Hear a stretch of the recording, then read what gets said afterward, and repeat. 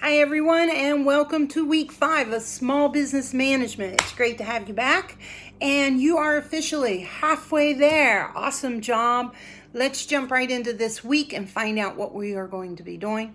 Before we do that, let's take a quick review of last week. Last week we learned about the financial record keeping and legal issues facing your company in a little more depth and detail. You reviewed laws and regulations and how you, as a small business owner, can influence change in those laws and regulations to make things a little easier.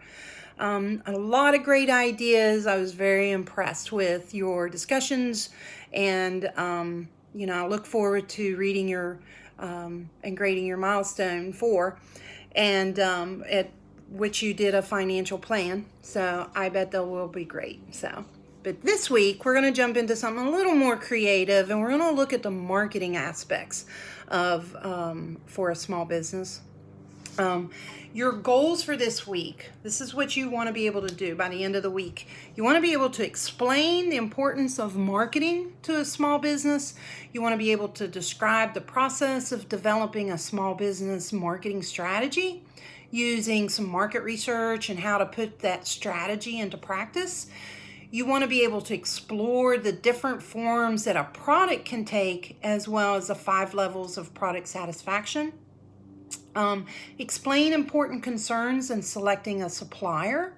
Believe it or not, but that can be of great importance to you, as well as the importance and procedures for purchasing. And you should also be able to understand how to determine needed inventory and how to implement the 7 methods of inventory control. How will you learn all this stuff? Well, by reading your textbook, chapters 3 and 5 of the Harvard Business Review Entrepreneur's Handbook, everything you need to launch and grow your business, as well as this really great case study provided from the SNHU Shapiro Library on the Capilano honey. Okay? So please do take some time and read through that material. It'll be a great help. So, marketing. To me, this is the funnest part of any business, is how to develop effective messages and communication to your customers. And remember, don't get into the trap that marketing is just advertising, and it's more than just social media. If you should have had intro to marketing, or if not, there are 4 parts to marketing. We call it the 4 P's of marketing: product, price, place, which is distribution, and promotion.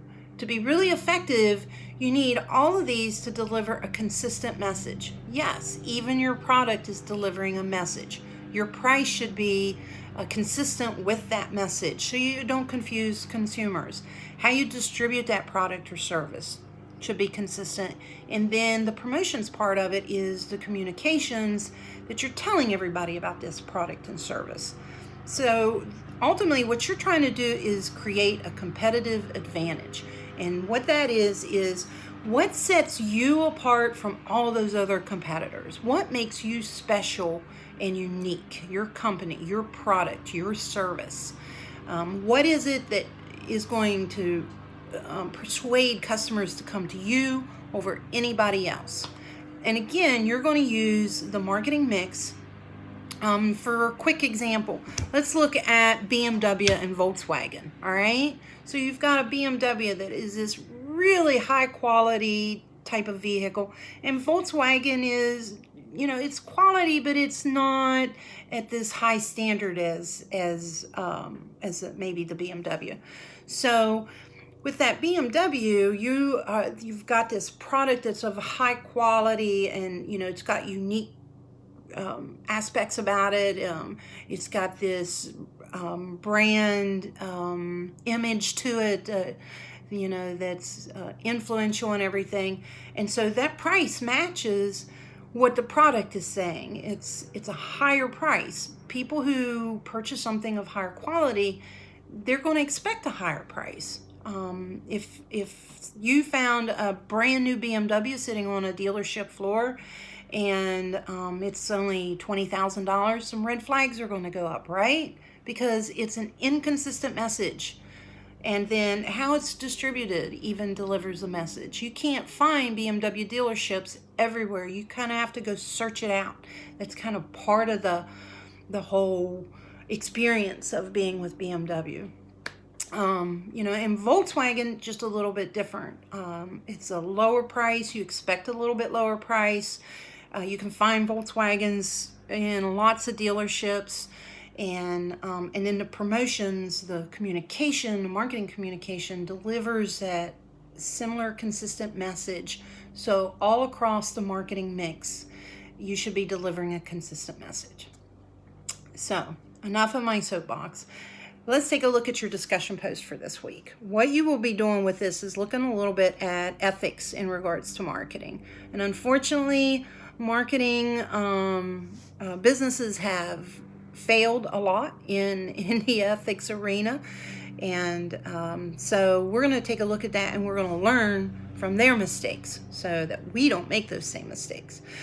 And what you will be doing in this discussion post is listing 3 areas of ethical concern that you as a small business owner have about marketing practices. And again, remember, don't just think about advertising.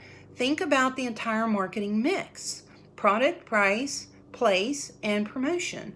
Where are ethical issues in regards to marketing across that entire marketing mix that you may need to be aware of? So you want to provide examples to illustrate and clarify your views, okay? Support your views.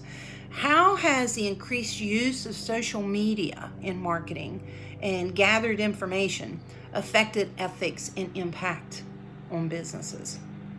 So social media is huge. It seems like everybody is on social media.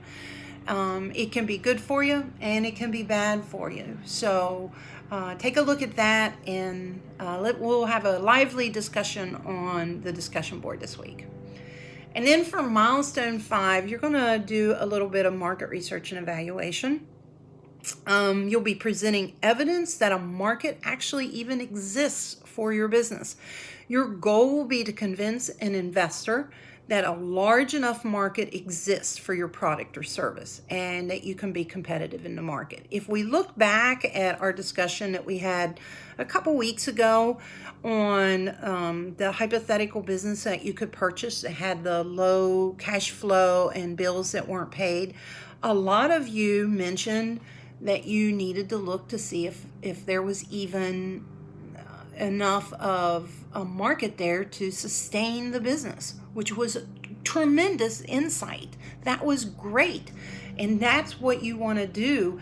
If there's not enough market for your business to sustain you and maintain you and to make a profit, then you're going to have to look at different directions. So this is going to require a little bit of research. Don't just say, don't just come up with your thoughts and insights, but be sure to support those thoughts and insights with a credible source, okay? You're going to identify your target market. These are the people, these are your consumers, all right? You might have more than one, and that happens a lot of times, most times actually. But you're going to identify them and state the size of that target market in dollars and units, okay? And then you're going to talk about how will you remain competitive with that target market. Keeping this in mind, how will you assess your customers' wants and needs over time? You always want to know what they want and what they need, because you might need to make innovations on your products or service to meet those wants and needs. Who are your competitors and what are their strengths and weaknesses? You can go back to milestone 2 where you did the competitor analysis. If you did a really good job, you should already have this information. And then what percentage of the market do your competitors have? And what percentage can you expect to get? So that's your target market discussion. And then you're going to look at price, okay? How are you going to address pricing policies and price your product or service to penetrate the market? You'll want to maintain your market position and allow you to earn a profit at the same time. This is kind of challenging. You've got 3 different things coming at you, and you've got to find that sweet spot in regards to price. And not only this, but you're also delivering that same message. You're integrating across the marketing mix that if your product is high quality, your price should match that.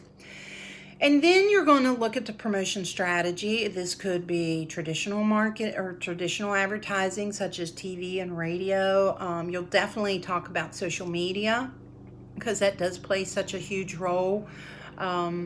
You will also want to talk about your distribution strategy, how you're going to get the right product to the right person at the right place at the right time. That's the fun part about distribution. And your service policies. How will you ensure quality customer service to your customers? All right. So that's it in a nutshell for week 5. Best of luck. Give me a shout if you need any help. Have a good week. Bye.